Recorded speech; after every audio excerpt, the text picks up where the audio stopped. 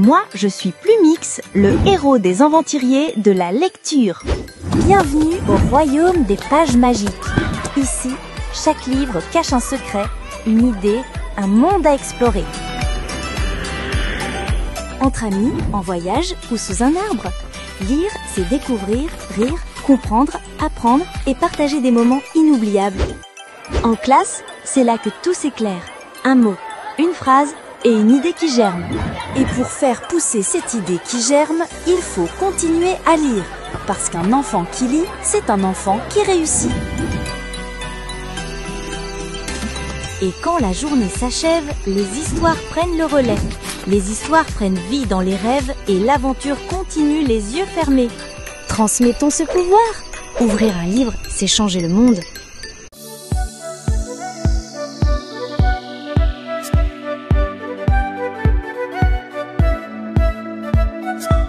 Bienvenue très chers téléspectateurs, c'est l'heure de votre magazine télééducatif Educactas passe à l'école. Nous sommes dimanche 24 août 2025, c'est la date choisie pour débattre. Débattre de quoi? Débattre d'un sujet pertinent et intéressant, c'est le taux de réussite aux examens d'État. Est-ce un bon indicateur de performance scolaire? Pourquoi nous avons choisi aujourd'hui cette tribune spéciale? Vous le savez très bien, il y a une semaine, c'était la publication des résultats du brevet d'études du premier cycle, clôturant ainsi le cycle de plusieurs examens d'État qui ont été publiés. Vous le savez aussi, il est de coutume que lorsque les examens d'État sont publiés, les écoles brandissent le taux de réussite aux examens d'État comme étant un critère de performance ou un indicateur de performance. Est-ce vraiment le cas? C'est l'objet de notre magazine télééducatif du jour. On va débattre.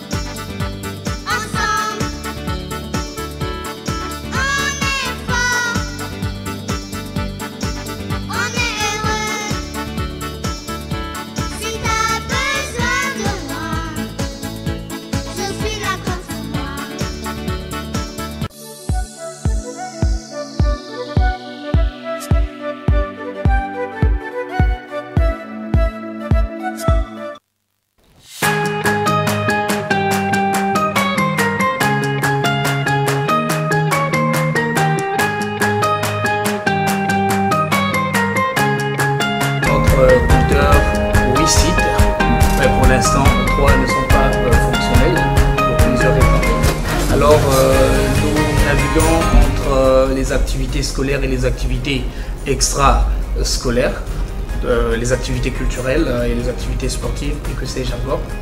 Et également, nous naviguons entre le système purement congolais et le système mixte franco-congolais.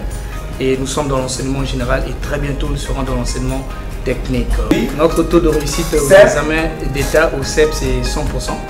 Félicitations. Au BPC, merci. Au BPC, c'est 81,51%. Et également au bac, nous avons atteint 63,80%. Alors, l'école chrétienne Daniel est une école à vocation chrétienne. Et nous nous sommes fixés deux objectifs.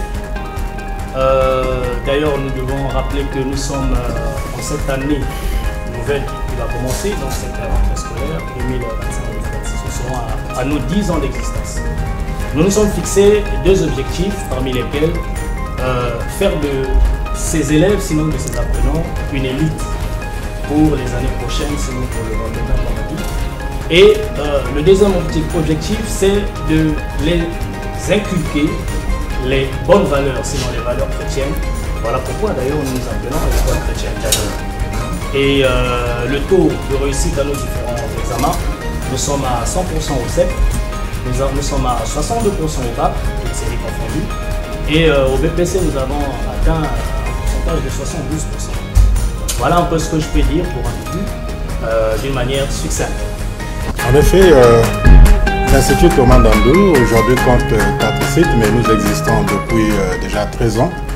Et nous prenons l'enfant congolais depuis le bas âge, c'est-à-dire le préscolaire, où l'objectif est de stimuler et éveiller l'intellect de l'enfant. Ensuite, nous avons le cycle primaire. Celui-là vise à autonomiser l'enfant, ça veut dire que dans toutes les situations où l'enfant est sollicité, il va être autonome. Nous parlons de là la maîtrise de la langue française, la maîtrise de la numération et également, pourquoi pas, dans différentes situations sociales. Et nous avons le collège, disons le secondaire, où l'enfant qui a pris cet élan avec l'Institut Thomas Ndandou doit être capable de produire littérairement, produire physiquement, produire également sur le plan culturel. Et quand je parle du plan culturel, ça veut dire que la culture a une grande importance au sein de nos programmes d'enseignement. C'est vrai que nous avons à la base l'enseignement du programme officiel, mais à cela, nous avons ajouté un programme particulier où, par exemple, chaque jeudi, les enfants s'inscrivent dans des activités culturelles. Chacun selon ses talents, selon sa motivation, s'inscrit dans un atelier, soit le slam, soit l'artisanat et bien d'autres. Bon, pour terminer avec le résultat aux examens, déjà dans le site mère qui est à Mungali, nous avons fait 100% au BPC, 100% au CEP. Et concernant le site de Mayanga, 100% au CEP et 97% au BPC. Une philo, pratiquement la même chose. Nous avons fait 94% et 97% CEP et BPC respectivement. Merci M. Ken. Le groupe scolaire Jenny Guillette est un établissement scolaire général. Nous sommes situés au numéro 29, avenue Cardinal Emile Bayinda, plus précisément entre le carrefour de Kinsundi et la gare PK sur l'avenue principale.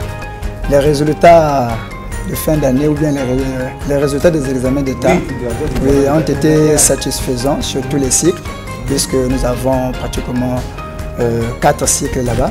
Donc au CEP, on a eu 100%, au BPC, on a fait 92,60% et au bac, on a fait 58%. Nous allons parler du groupe scolaire La Marelle de Gracie.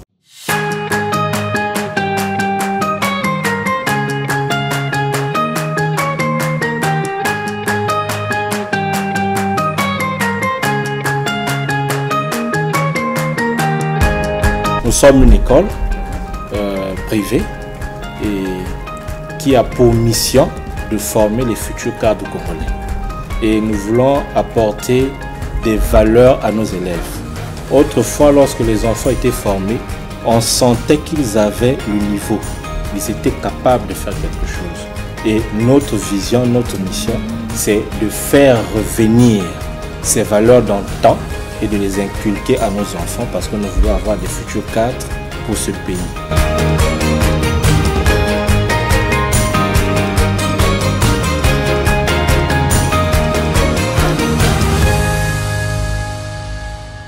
Vous l'avez bien compris, nous sommes avec des patrons des écoles, des chefs d'établissement qui travaillent pour contribuer à l'amélioration de notre système éducatif. Notre débat d'aujourd'hui va porter sur 3 thématiques sous-thèmes. Le premier sous-thème, les chiffres. Est-ce que c'est une illusion ou une réalité? Ensuite, nous allons interroger la qualité des acquis. Nous terminerons par la possibilité de changer de paradigme. Est-ce qu'on peut regarder au-delà des examens d'État? Nous nous adressons spécialement à vous, chers parents d'élèves, qui allez dans une école. La première question que vous posez, vous avez réalisé combien d'examens d'État? Est-ce que c'est vraiment un critère de performance qu'il faut prendre en compte? Ce sera le sujet. Alors, je vais commencer avec le premier tour de table. Première question, je commence directement, vous allez répondre à tour de rôle, vous pouvez vous compléter. Donc, on démarre avec Monsieur Batuta. La première question, c'est quand on voit un taux des examens d'État réussis, est-ce qu'on peut parler comme si c'était une preuve d'une vraie performance? Parce qu'on connaît des gens qui ont le examen, mais qui sont bourrés de lacunes. Peut-on vraiment parler d'une preuve, d'une vraie performance, ou plutôt, c'est une sorte d'illusion? Merci beaucoup pour la question. Alors, ma réponse sera un peu dualiste. D'un côté, je dirais que oui, parce que les résultats sont le fruit d'un travail quelconque accompli ou fourni. Alors, il faut noter que c'est vrai qu'il y ait aussi de la corruption dans certains résultats que nous avons. On ne va pas l'ignorer. C'est pourquoi, d'ailleurs, qu'il existe des instances comme l'antifraude. Mais à première vue, ce que l'on peut voir pour une première fois et avoir une idée sur un établissement quelconque, ce sont les résultats, surtout quand on ignore ce que les établissements font en interne. Je pense que les résultats sont comme pour nous un miroir qui peut refléter au-delà des frontières de l'établissement notre identité. Et comme je l'ai dit, les résultats sont le fruit des efforts fournis, comme j'ai l'habitude de le dire. Et donc, pour ma part, j'estime que c'est un élément d'un côté, mais de l'autre aussi, les chiffres peuvent être trompeurs. Merci. Monsieur Pembele. Merci, Monsieur Ken, pour la parole accordée. Alors, moi, comme a dit mon confrère, je pense que j'aurais une réponse un peu mitigée aussi, hein, un peu dans ce sens, parce que nous savons comment les examens d'État au Congo, nous ne voulons pas remettre en cause ce qui se fait par les autorités, mais nous devons reconnaître un fait, c'est que dans la faisabilité, quoique même les apprenants ont reçu une formation de qualité comme il se doit, mais nous savons comment les examens se passent et tout. Donc, par l'entremise des résultats en termes de pourcentage, cela n'est pas vraiment garantissant. Nous avons des élèves, par exemple, à nos inscriptions. Nous voyons que l'enfant est bien et bien satisfait à son BPC, mais lorsque nous allons passer au test, nous nous rendons compte que le chiffre en réalité n'est rien. Le chiffre n'est rien. Mais la réalité fait que les parents d'élèves que nous avons aujourd'hui portent l'œil sur les chiffres, sur les pourcentages. Ce qui fait que, ce que nous constatons, comme je l'ai dit tout à l'heure, dans la mêlée et dans la masse, nous prenons des élèves, nous les inscrivons, nous les mettons, et les parents nous les emmènent entre les mains, et nous faisons de notre mieux pour rehausser le niveau des enfants. Mais en réalité, le chiffre, sinon le pourcentage, n'est pas vraiment un élément catalyseur en ce qui concerne les examens, plutôt les inscriptions ou les réinscriptions de nos écoles. On note dans vos deux réponses que le hic, c'est la corruption, parfois qui gangrène tout ce qui est lié au système d'organisation des examens d'État. Vous partagez le même avis, Monsieur Baki, ou bien?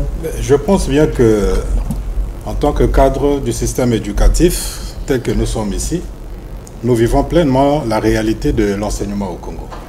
C'est vrai que nous sommes dans le secteur privé, mais l'examen, lui, il est national. Et moi, je dirais que, en fait, notre intervention ici ne peut peut-être que poser des hypothèses. Il aurait peut-être été plus intéressant qu'un agent de contrôle ou parmi nos encadreurs, je veux parler par exemple, l'IGEPSA, qu'un inspecteur, qui aurait fait une analyse plus technique, et c'est lui qui pourrait venir nous dire la réalité de ces résultats. Mais comme l'ont dit mes prédécesseurs, nous savons que aujourd'hui, beaucoup parmi nos chefs d'établissement, nous ne voulons pas être ridicules devant les parents d'élèves. Donc en interne, c'est vrai que le plus souvent, un grand travail est fait. Mais cela ne devrait peut-être pas forcément donner les résultats que nous avons. Parce que ces enfants-là, quand nous les recevons déjà à la rentrée, nous maîtrisons leur niveau. Et quand à la fin, on se rend compte que toute la classe est admise, bon, on gratte un peu la tête, hein, on se demande parfois qu'est-ce qui s'est passé. Est-ce que c'est au niveau des sujets? Est-ce que les sujets ne sont pas suffisamment dosés? Est-ce que c'est au niveau du déroulement? Peut-être que la surveillance est trop un peu large. Bon, mais le fait est là. Cette année-ci, vraiment, c'est pratiquement un record. Et pour notre part, en tant qu'Institut Thomas Mandou, je dirais que chez nous, le travail a été fait vraiment de façon méticuleuse parce que même moi, directeur, je me suis impliqué. On en viendra à la deuxième phase. J'ai tenu la craie avec les enfants. On en viendra à la deuxième phase de cette question. Monsieur... oui, allez-y, monsieur Bikoumou. Merci. Quelque chose à dire là-dessus ou bien on peut plutôt parler une autre question. J'aimerais bien vous poser la question de savoir est-ce qu'on peut continuer de communiquer sous les pourcentages parce que c'est, comme on dit en Lingala, et le poisson... Oui, en fait, oui, moi aussi j'avais... Ou bien on devrait plutôt chercher à mettre en valeur d'autres indicateurs plus fiables qui peuvent convaincre les parents. Bon, je voulais quand même ajouter quelque chose sur ce point-là. Allez-y, et comme ça vous répondez aussi à la deuxième question. En fait, pour moi, je ne suis pas trop d'avis avec mes collègues. Personnellement, je ne peux pas en fait venir remettre en cause sur un plateau comme ça là les résultats des examens d'État qui ont été sanctionnés. En fait, nous n'avons même pas été là-bas. C'est l'État qui organise tout, qui déclare les enfants admis. Mais toutefois, concernant le taux de réussite... D'accord qu'il y a des gens qui sont bourrés de lacunes, qui ont un examen. Bon, ça, moi, je ne peux pas confirmer ça ici, parce qu'il faut présenter les preuves. Je ne peux pas confirmer ça ici, mais je dis quand même que, toutefois, le taux de réussite n'est pas un bon indicateur, ou bien n'est pas un indicateur, n'est pas toujours un indicateur de performance d'une école ou bien d'un établissement scolaire. Je pense qu'à côté de ça, on doit tenir compte d'autres aspects, on doit tenir ainsi un peu compte du volet social, les activités extra-scolaires là. On en vient. C'est la première question. Donc, on est pratiquement tous d'accord. Monsieur Bizarre, vous partagez le même point de vue. Est-ce que vous pensez qu'on devrait toujours mettre en avant les pourcentages ou bien on devrait aider les parents à avoir un autre regard en proposant d'autres indicateurs? Oui, bon, ma réponse est également mitigée. On peut tenir compte d'autres aspects, mais c'est aussi important de voir le résultat. Parce que quel est ce parent qui dépense, qui investit pour son enfant, mais qui à la fin constatera que l'enfant ne réussit pas à un examen. Charité bien ordonnée commence par soi-même. Nous pouvons nous bomber le torse pour dire que nous faisons de notre mieux pour apporter ce qu'il faut aux enfants pour qu'ils réussissent. Sinon, sur toute l'étendue du territoire, on aurait 100%. Mais nous constatons que nous sommes parfois en deçà de 50%. Il y a un problème, mais un travail se fait également dans le fond. Voilà un avis. D'accord, on parle du travail. Maintenant, dites-nous exactement, que faites-vous personnellement pour vous assurer que vos élèves, au-delà du chiffre, soient des élèves compétents? Vous nous parlez peut-être de quelques pratiques pédagogiques ou stratégies internes que vous avez mises en place qui garantissent cette qualité. Essayez un peu de pitcher en 1 minute, sinon on ne terminera jamais cette émission. Oui, effectivement. En parlant du groupe scolaire La Marelle de Gracie, le promoteur est enseignant. Et donc, il est de la matière. Et nous avons plusieurs techniques, plusieurs méthodes. Donc, l'élève déjà étant au centre, nous prenons le temps de voir les faiblesses et les lacunes de l'enfant. Et à travers cela, nous mettons en place des travaux dirigés et toute autre technique qui peuvent permettre d'élever le niveau. Nous avons un slogan, nous en rions souvent avec les enfants. Tu arrives Gratania et tu dois ressortir Patachou. Et donc, on doit élever le niveau des enfants. Et c'est ça même notre objectif. Voilà. Oui, très bien. C'est à vous, M. Bikou. Oui. Qu'est-ce que vous, au niveau de Johnny Guillette, faites-vous justement pour préparer les enfants, surtout les candidats à l'examen d'État? Je suis même tenté de poser la question. On se constate qu'il y a un rythme très accéléré au niveau de classe de 3e. Pourquoi ne pas commencer avec un rythme accéléré un peu plus tôt pour combler les lacunes? Comment vous faites, au fait, au niveau de votre école? Merci, M. Ken. D'abord, chez nous, au groupe scolaire Johnny Guillette, nous avons d'abord une vision qui est d'aller vers l'excellence. Et pour atteindre l'excellence, c'est dans le travail que nous allons atteindre l'excellence. Et donc nous, pour garantir en fait le niveau de nos enfants, nous avons pas mal de stratégies, parmi lesquelles au début de l'année, nous organisons des tests diagnostiques. On diagnostique le niveau de chaque élève. Après le diagnostic, en fait, ce test diagnostic-là va nous permettre de déceler les lacunes en fait, de chaque élève, de tous les candidats. Et après ce test, nous élaborons un plan de remédiation. Nous avons un plan de remédiation et à côté du plan de remédiation, nous travaillons de mèche avec les parents, vraiment pour le suivi des élèves. Et sur le plan disciplinaire aussi, nous martelons beaucoup là-dessus. Donc je peux dire qu'à notre niveau, nous ne baissons pas les bras, mais nous travaillons beaucoup plus. En fait, on travaille beaucoup pour garantir ces pourcentages-là ou bien ces compétences-là. Combler les lacunes au maximum. Monsieur Baki, c'est maintenant le moment. Merci. Déjà, l'Institut Thomas Ndando se définit comme une école de la pleine pédagogie. C'est pour dire qu'à tous les niveaux, déjà depuis les administrateurs jusqu'aux personnes qui travaillent sur le terrain, les enseignants, nous avons la maîtrise de la pédagogie.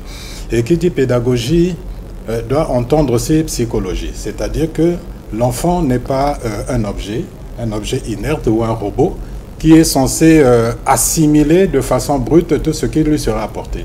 L'enfant a ses réalités. Et quand il arrive à Thomas Ndando, si c'est un enfant nouveau, évidemment, comme l'a dit le confrère tout à l'heure, nous procédons à un test pour connaître le niveau de l'enfant dans un premier temps. Et ensuite, l'enfant est suivi. Nous allons regarder l'évolution de l'enfant durant le premier trimestre. Et dès que nous constatons que l'enfant est inadapté, nous l'inscrivons à un programme particulier que moi, personnellement, j'appelle de remontée scolaire. À partir des cours d'appoint, nous ciblons les lacunes de l'enfant. Pendant 1 mois, voire 2 mois, il est dans un programme particulier. Le matin, il est avec sa classe. Mais l'après-midi, il est dans un système où nous essayons de lui faire atteindre le même niveau que ses camarades de classe qui sont avec nous depuis des années. Et comme j'ai dit tout à l'heure, moi-même, en tant que directeur, je suis enseignant aussi, instituteur certifié, je n'hésite pas à prendre la craie pour accompagner l'enfant. Et voilà comment nous procédons pour garantir le résultat à la fin de l'année. Comme vous l'avez dit, ce n'est pas seulement le résultat aux examens qui doit être un indicateur des performances ou du bon fonctionnement de la pédagogie au sein d'une école. Dans les classes intermédiaires également, nous devons avoir ces performances. Et quand la base est préparée, je suis sûr qu'arrivé en classe d'examen, le résultat peut être probant. Voilà. Très bien. Ok, Monsieur Pambello.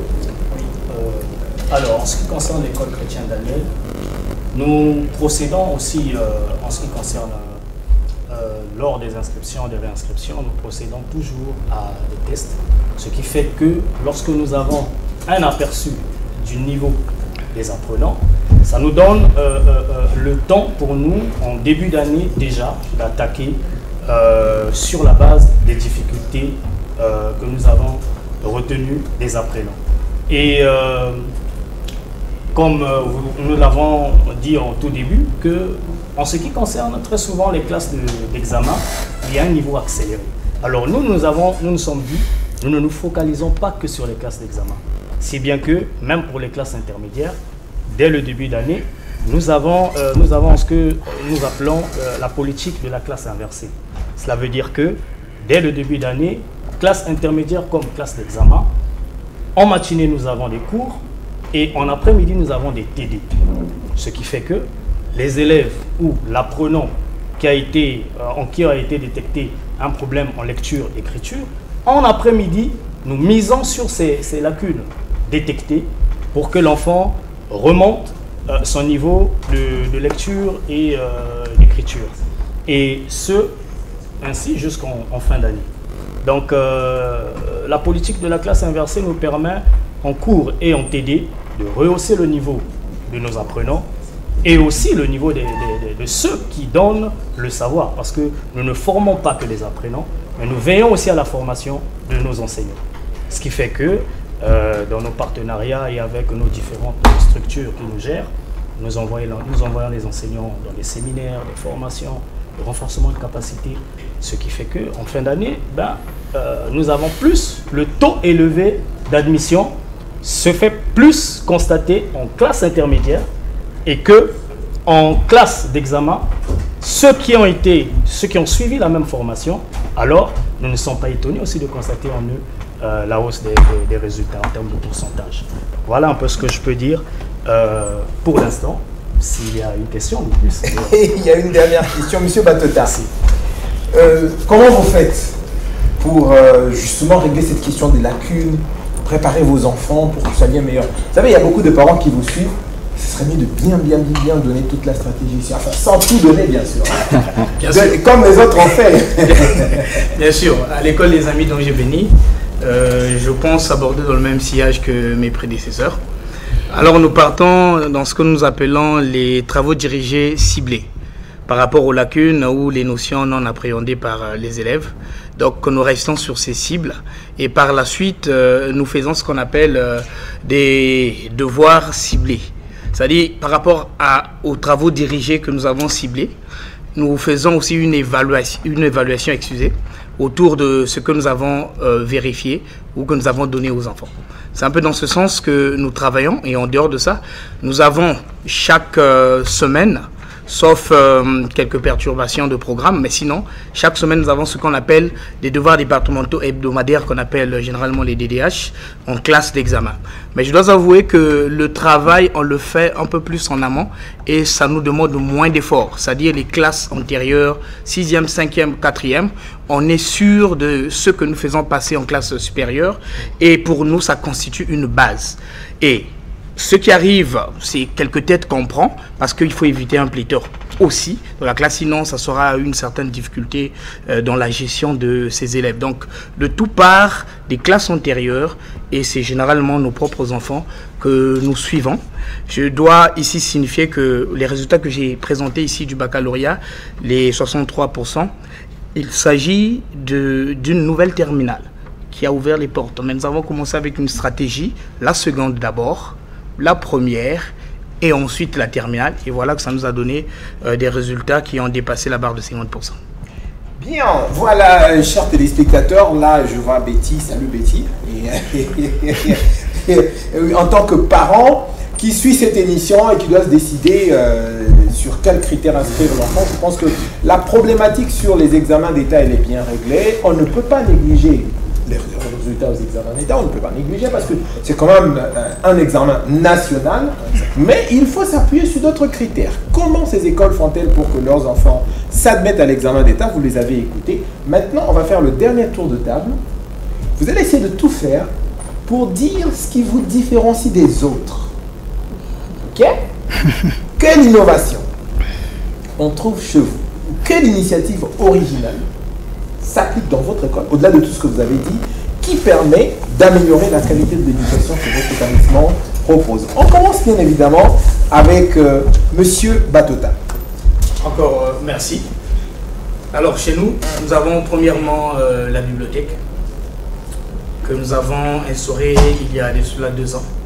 Et c'est un programme qui est inclus dans l'emploi du temps des enfants, donc une certaine obligation que les enfants fassent ces heures-là, bien évidemment 1 heure du temps.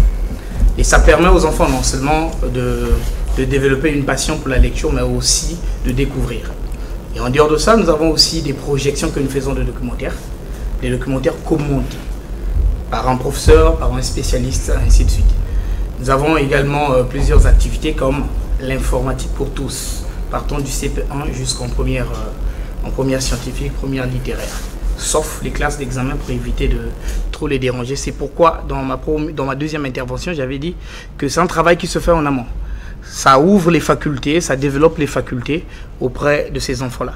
Donc pour ne pas tout étaler ici, également nous avons une brève formation que nous donnons aux enfants sur comment lire, comment mémoriser un livre de plus d'une centaine de pages en un temps record.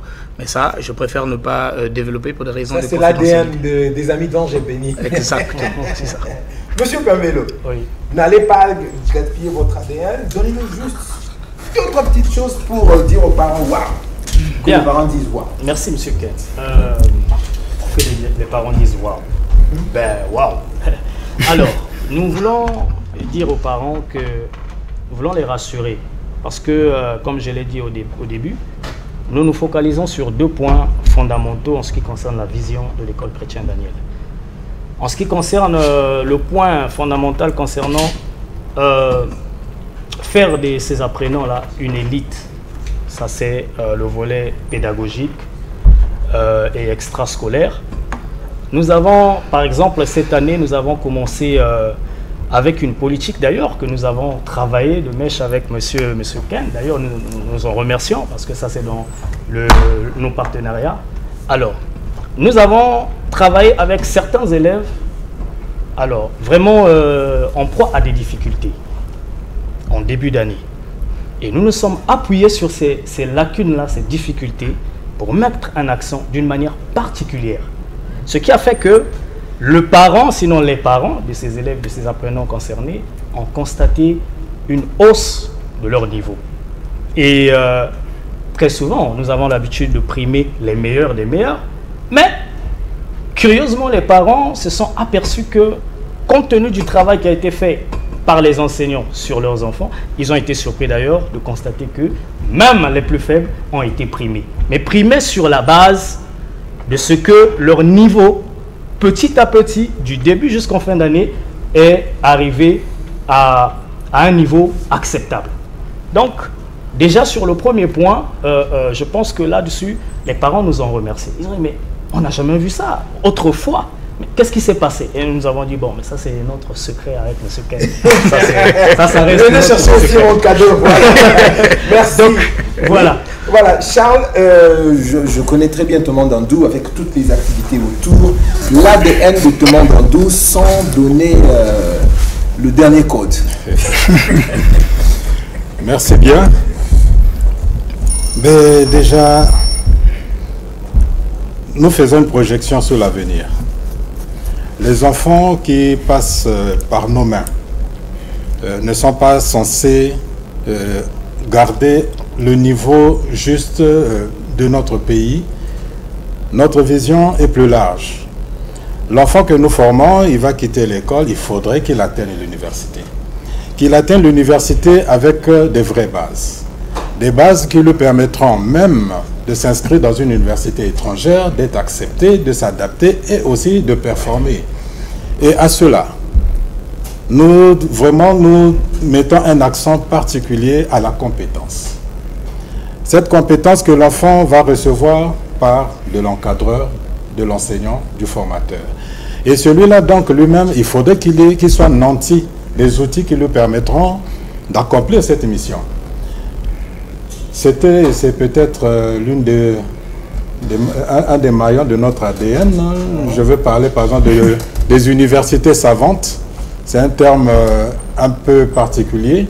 Que vous n'allez pas développer parce que... Je vais développer juste sommairement en disant que l'université savante concerne les enseignants.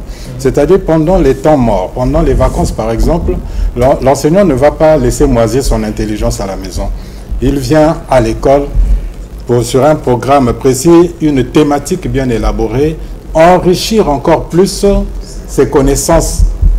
Et ça va l'emmener à innover dans la classe. Tout ceci pour mettre l'enfant, je suis peut-être trop prétentieux, mais l'inscrire à un niveau international de sa scolarité. Voilà. Merci beaucoup, M. Charles. M. Bikoumou. Merci, M. Ken. Votre spécificité? Oui, notre spécificité.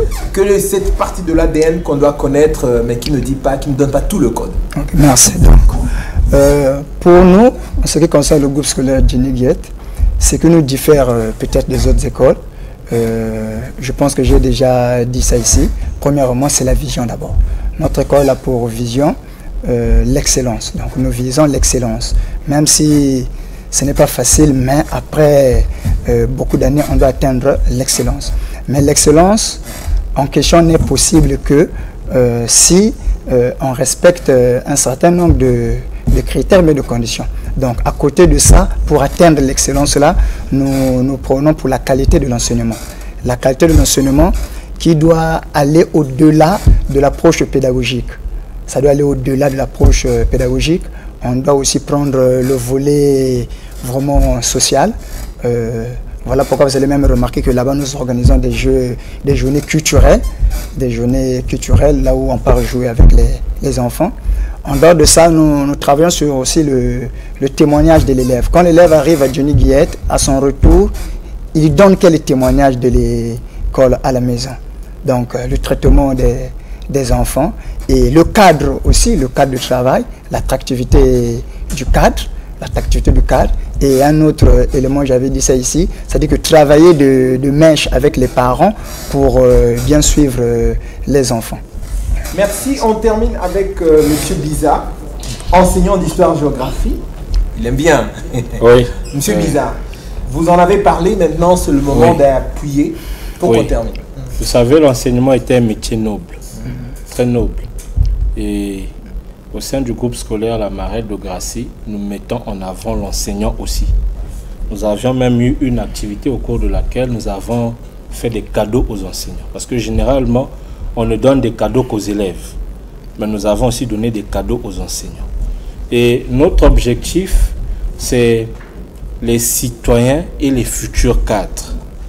Et c'est toujours important de voir l'avenir. Nous ne voyons pas seulement le présent, mais nous voyons l'avenir.